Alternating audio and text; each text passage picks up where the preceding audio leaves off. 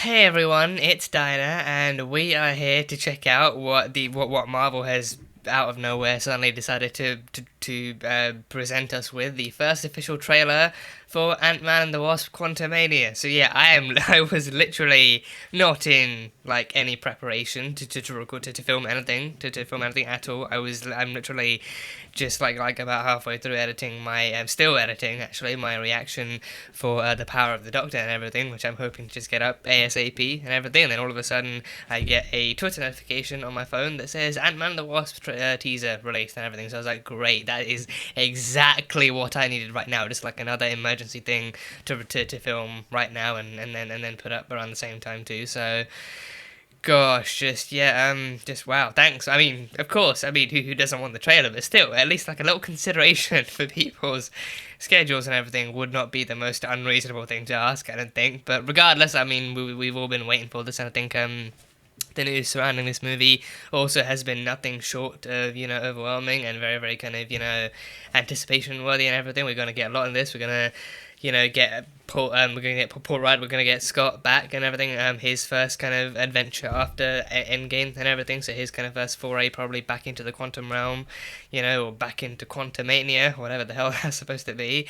Probably going to get Evangeline Lilly back as the Wasp too, and Michael Douglas and Michelle Pfeiffer and everything, so yeah, and of course we have Jonathan Majors debuting as Kang the Conqueror. We had his debut as He Who Remains in Loki and everything, so this is where we get Kang the Conqueror himself, and the actual kind of, at least for like probably, I think he didn't mention that there were like a few versions that were dangerous, but I think this one could be like the most dangerous, or this one could be the Kang the Conqueror that we get and everything, so, and this one being Kang the Conqueror, probably the most lethal one of all, the one that actually does the conquering and not just the fighting, but yeah, Jonathan Majors as Kang, so that's going to be a big one. I mean, we know there's going to be a whole Avengers movie surrounding him too, with the Kang Dynasty and everything, so big hopes for this one. I think Ant-Man, also like a very, very, very, I think to me at least, like a very peculiar character to actually stand up against someone like him, because I think the stuff I've heard about him, like he's apparently related to related to thingy Reed Richards in some way too. I think he's actually like a distant descendant of his too. So his intellect is actually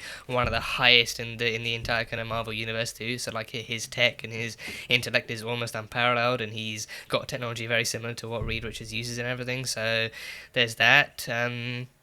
And he's like he can travel through time, he can hop through dimensions, he can do all sorts of stuff. So like he's like one of the kind of biggest kind of contenders in the kind of multiversal war and everything. So yeah, very excited to see how how big of a threat he poses. And I think if those kind of rumors kind of serve him well enough, then he might just be the biggest big bad next to Thanos and everything. So, and especially with an Avengers movie surrounding him too, and like movies probably being built up to him too in the multiverse saga, then he's got like some pretty big shoes to fill and stuff. So yeah, I think we didn't really see the bad version of him yet. We've just kind of heard stories from He Who Remains. So this will probably be our first kind of story, kind of unveiling him to be the big bad dude that he is. So yeah, it'll be cool to see him. They recasted Cassie Lang too. I think Catherine Newton is playing her, so that'll be interesting to see. I did quite like the girl who played Cassie beforehand, like in the Endgame movie. I think I kind of hoped that we'd actually see more of her, but I don't know, they recast. And I think Catherine Newton, I think I'm mostly familiar with her as she was in Supernatural. She played Jimmy Novak's daughter. I think, what was her name? I think Claire Novak. She played Claire in Supernatural. So I think she's been like a few other things since then too. And now she's officially in the MCU. So it might be cool to see her in this too.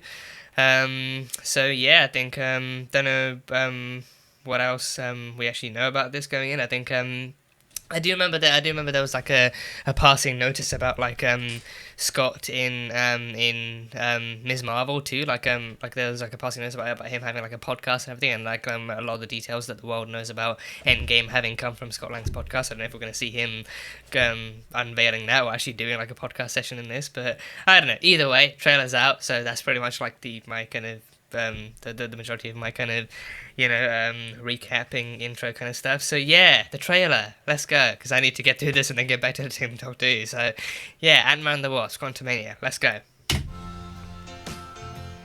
I used to ask myself a lot of questions. Scott, you're at ex-con. How are you? Baskin Robbins. He's back to Baskin Robbins. But Ah. everywhere I go, people tell me the same thing. Movie premieres. Thank you, Spider-Man. We He's still need fine. help, Dad. That's why we made this. Ah. It's like a satellite for deep space, but quanta. Wait Quantum. a minute. You're sending a signal down to the quantum realm. A signal to the Turn quantum it realm. off. Now. Is someone gonna reach back? Is someone gonna respond? Is Kang in the quantum realm? Damn! Oh! People are getting sucked in. Cassie? Scott? Getting sucked into the quantum realm. That's what happens when you reach out. It pulls you back in. Whoa! Gosh. Oh, the visuals for this. Oh boy. Fuck me! Oh boy! It's a secret universe beneath ours. A secret universe beneath yours? What are you so afraid of? Oh, kind of like Wasp with the short hair, can't lie. There's something I never told you. Kang! She knows Kang! She knows Kang, doesn't she? It isn't what you think. Kang the Conqueror! Oh, it's in February! Oh boy. Oh shit, Bill Murray! And give you more time. Oh god! If you help me, Oh, Cassie in her own suit! so what's it gonna be? Ant-Man. Oh boy, Ant-Man, oh gosh. Okay. Okay. February 23, damn. There was a lot in that one, yeah, that was a decent chunk in that one. Wow, okay, so, yeah, so they made like a device to like reach out into the quantum realm to like or like it said, I think they said like deep space initially, but then they said, well, quantum deep space. I think that's like as probably as deep as you can go. But yeah, but then yes, I think then Janet herself was very, very kind of oppositional to that kind of idea and to that kind of plan. So, yes, I think they sent a signal into the quantum realm, and then the quantum realm responded and actually pulled them back in. But now this is, I think we did get a hint of this. We did get like a hint of like there being like a secret kind of hidden city in the quantum realm. There's like a couple of frames here and there in Ant-Man in Ant-Man and the Wasp. When Hank was going in, they actually kind of showed like a city in the background, and people thought, oh, that could be something that could be explored in the future. So now here we are. But Jesus, these visuals! I think we haven't really kind of gotten anything like this before. I think across the movies, across like now we can call it a trilogy. Like across the trilogy, like the visuals for the quantum realm, I think have been differential. I don't think they've been upgraded necessarily, because I think even in the first one, like the visuals for the quantum realm were just wow. But I think they've been very differential across the movies, like depending on what they're exploring. Because I think in the first one it went about as far as Scott could go before things got really kind of trippy and everything, and stuff. And then he kind of came back, and then the second one was about going probably not nearly. I think the second one they never actually went nearly as deep as Scott did, because then that one looked. I think that one actually like kind of looked similar to where Scott went, but just kind of not progressing as far, because then Janet never actually went that far herself, and I think he was in the background of the city as well. So there was that. But that with this one, we're actually going into the city and actually going as far as the city, and now there's people in the quantum in the quantum realm as well. So I think it's like it seems like a whole other kind of dimensional thing going on too, because then there's actual living beings in there. I think even Kang's in there too. So, but I think I'm pretty sure Kang can actually come up to life size too, like to actual life kind of human size and everything. So, not sure that being in the quantum realm actually means that you're like that small, like because then you have to be small to go into the quantum realm, but then you can actually come back out and be bigger again. So that's just it's gonna be a trip. It's gonna be a freaking trip. So yeah, so Cassie is actually working apparently with Janet and Hank too to actually create the device and everything. So they went in, and then yeah, the visuals for this alone just wowza. Like it looks like actual wormholes in the clouds and everything too, and like floating rocks, and whatever the hell's going on here. Just everything, and like he's got like whole other beings. Like that looks like a lamp at first glance, and like for a head or something. But I'm not sure like what else it could be. It's just like just other people and stuff. Could be I think it could be aliens too. Could be other. I do get like other kind of intergalactic kind of vibes too, like people from across space who are somehow lured into or trapped in the quantum realm and stuff. So there's that, and then there's thingy I know her as Wasp. I'm trying to remember her human name. Hope back in the the Wasp suit too, and I think she actually has shorter kind of hair as well, which is kind of like a cool look. So really digging that. Janet actually knows about Kang too. I think she did kind of warn them like, oh, this is actually something I never really told you. So Janet actually kind of is aware. But this is a fucking city. I think I wouldn't disregard this being the TVA. I really with this design, I really would not disregard this being the TVA at all. And especially with Kang, the ending scene of Loki being like Loki being transported into like a different TVA with like a Kang statue instead of a Timekeeper statue. I would not admit like. Maybe this could be that. Maybe this could be that TVA. Maybe this could be that very very kind of similar TVA. Because I think we never really saw. I think in the TVA we never really saw there being anything other than the TVA in that universe. So this one could be like another pocket within the quantum realm where the city is, but then this could be the TVA that is there, or maybe this could be like a different TVA to the one that Loki knew from the get-go in his series and everything. So could be that like this, like I could definitely kind of see this being the TVA. I could definitely see this being Kang's TVA. So yeah, like a city with people, or like probably even with droids, or just something like this. Is just a Jesus fucking Christ. I don't think they've got like a cantina thing going on too, so it'll be cool. And we got Bill Murray as well. I think wasn't this announced actually? I think it is surprised me seeing him show up in this, but I think I'm pretty sure it was announced actually. I think they did kind of actually release that like a long while ago. I think there was something I heard about Bill Murray, because I mean now there's also like parody accounts on Twitter like unveiling all sorts of different things too. I think unless you actually go onto the page and check what the page is saying, I think sometimes it's just like satire or just like a fake or something. So I genuinely didn't know whether or not to think this was actually going to match anything. But no, Bill Murray is in the MCU, obviously playing someone, not just Bill Murray. I mean that would be cool having Bill Murray himself in the MCU, but no, that is him playing someone else in the MCU. So yeah, gonna be cool to see who he plays and how he fits into this, and hopefully maybe keep him alive too. That would be really fun. And then yeah, we got Giant Man in the Quantum. But that's a really interesting concept, like Giant Man in the Quantum Realm. That's a really cool it's a cool shot as a whole. But maybe if Scott goes Giant Man and then maybe the TVA thinks he's actually a threat or something, then maybe they gang up on him, and then Wasp as well. So that's cool, and all sorts of spider creatures and shit, and then yeah, just stuff. And then Cassie gets her own suit too. I'm pretty sure Cassie is in the Young Avengers. I'm pretty sure. I think maybe that could have been why they actually recast it too. Maybe they actually wanted like a bigger, like a name to actually kind of like to have her carry the franchise forward. I mean, in my eyes, there's no reason the other actress couldn't have done, like Emma Thurman couldn't have done it, but Catherine Nugent, I also know her, and she's also like been in kind of like a fair amount of like credits herself. So yeah, but I think she's in the Young Avengers. I don't know if she's Wasp or if she's something else. Like like maybe she's like what kind of name she does go by. But I think she has her own suit here, so clearly they're actually setting her up to actually contribute to this and to actually kind of do some stuff herself and everything. So that's going to be really cool to see her suiting up. And yeah, Kang, like he has his platform too. He has his platform and his suit, and it's not green, it's blue. It's blue. I think I'm pretty sure I've seen.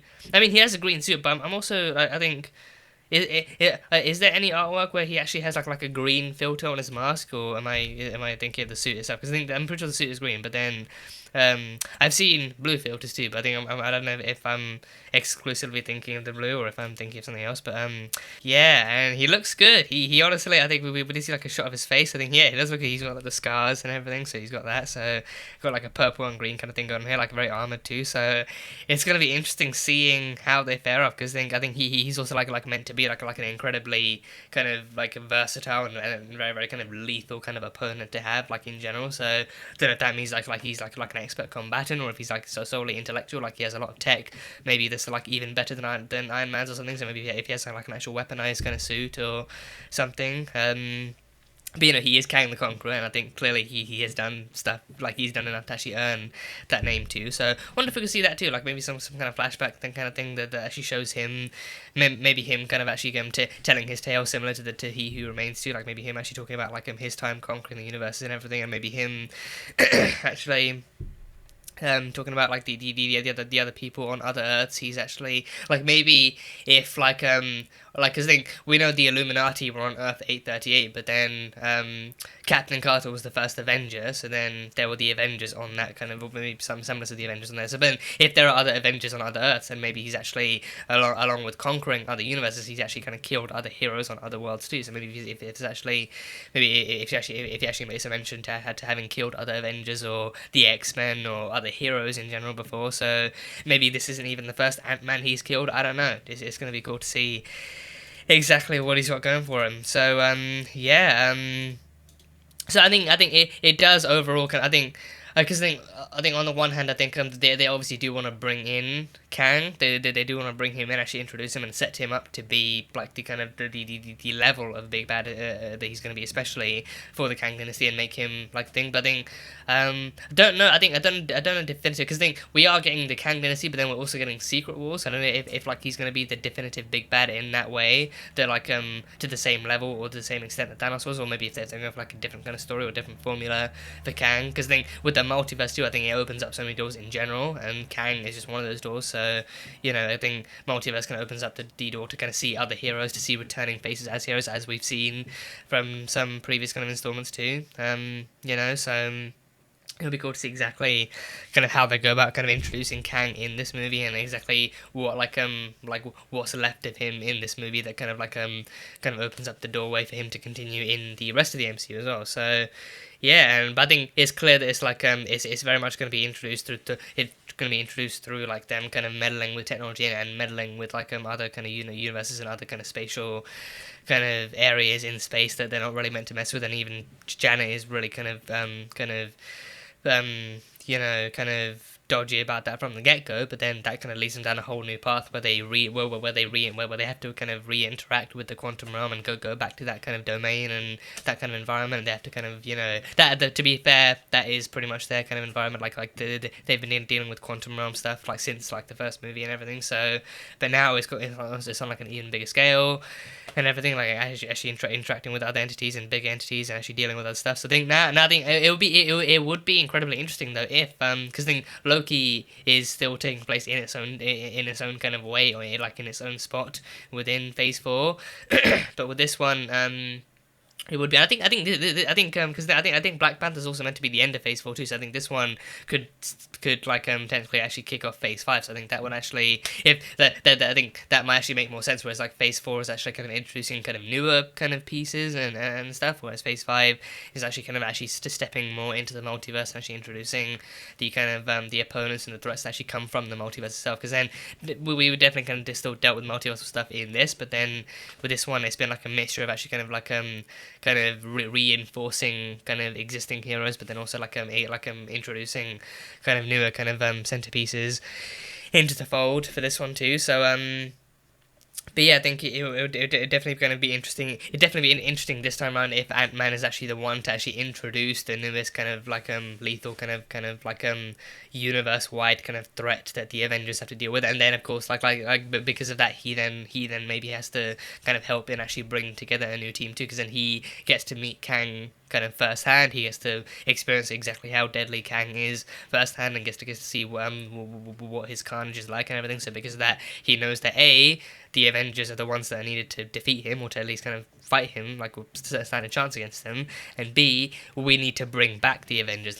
Sure, the old ones are gone, but that then means that he's probably gonna have to kind of contribute in some way to actually bring to bring in a new team together and everything. So that's gonna be an interesting thing to actually kind of see explored in this. So I think maybe it would just be like him seeing if he can take Kang on with his own kind of Ant-Man kind of team in this movie, but then actually realizing that maybe that's just not enough, or maybe it doesn't work as well as he kind of like anticipates or anything. So I don't know. It's just like, I think with Kang coming in, I think there's clearly I think comic readers will know especially that there's a lot that they have to unpack here, and a lot that they have to kind of like set up at the same time. Like there's a lot to execute for this one movie, but then a lot more to really set up for the future stuff and everything. Which again, I think going into the MCU too, I think it's kind of harder to kind of consume it, knowing that there's always going to be some kind of like or at least maybe not harder, but maybe just like it's kind of like it's a different experience kind of going into it, knowing that there's always going to be something setting up for the future and everything, so there's always going to be more to expect and everything. So I don't know, it's just a lot to take in.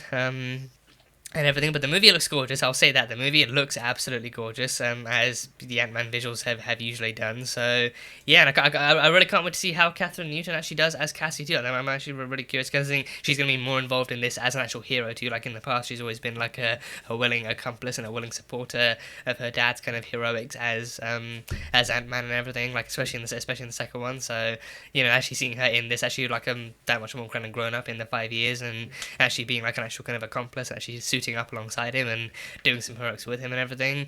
It's going to be interesting to see exactly how they get along, and how she gets along with the rest of the team too, like her being a part of them and her actually kind of building stuff with them and actually being in the suit and understanding this kind of quantum stuff and all that kind of stuff. So it's gonna be interesting. So yeah. And there was the opening did have the slightest glimpse at like Scott's kind of newfound fame as Ant-Man too. I don't know if that's gonna be solely from the podcast or like actually him being like actively having been an Avenger, having fought in the Battle of Earth and everything. So I think he's going to movie premieres and everything. And he's got merch to eat. Like I think that is growth. That is growth from almost like from the kids not wanting to take a picture with him in Endgame to him actively like actually being noticed by people in public, and even like that one kid who had like an Ant-Man bag and everything, and him going to movie premieres. Like there's a pretty huge step up for him and for Hope as Wasp too. I think, of course, the cafe owner being like, thank you, Spider-Man, like him,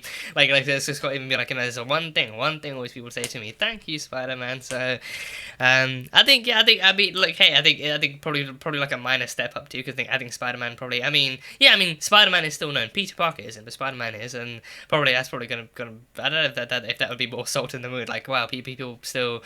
No, I mean, again, it's probably like a minor step up more than anything else. But still, he's known, he's celebrated, he's recognised, he's got merch, he's probably making royalties off of that too. So, I do wonder how much of that, like in the midst of all of this, how much of that they can explore too. Like how much of like how much of like his fame they might explore. Like maybe if he might get a thing, because I think that's a huge thing to go to as well. Like actually being known for being like an ex-con to them, being like a locally and probably even nationally kind of recognized kind of superhero as well, like him having that kind of growth in life and as like in his reputation in general as well, like him going from that. So it's gonna be interesting to explore. So, like to see if maybe like if even slightly the fame might go to his head. I mean, don't know if they would really kind of like paint him out to be that I think from the beginning he's always kind of been known and portrayed to be like a family man. He cares very deeply about his family. He's always fought for them. He's always done everything for them. So he's never really kind of cared about doing anything other than the right thing. Because then even his actual kind of ex-con exploits were actually kind of about giving back to the people and actually taking the system and everything. So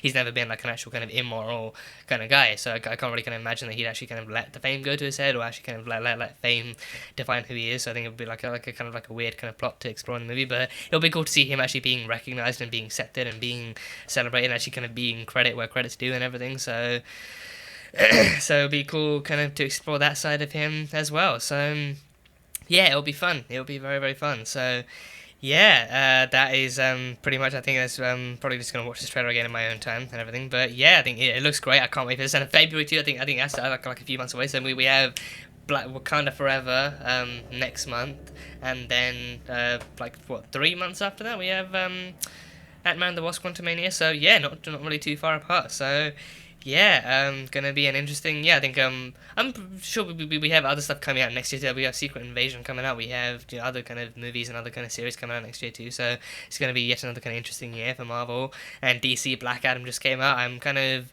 on the fence about checking that out, or maybe waiting until that comes out on digital or something. So just kind of on the fence about it.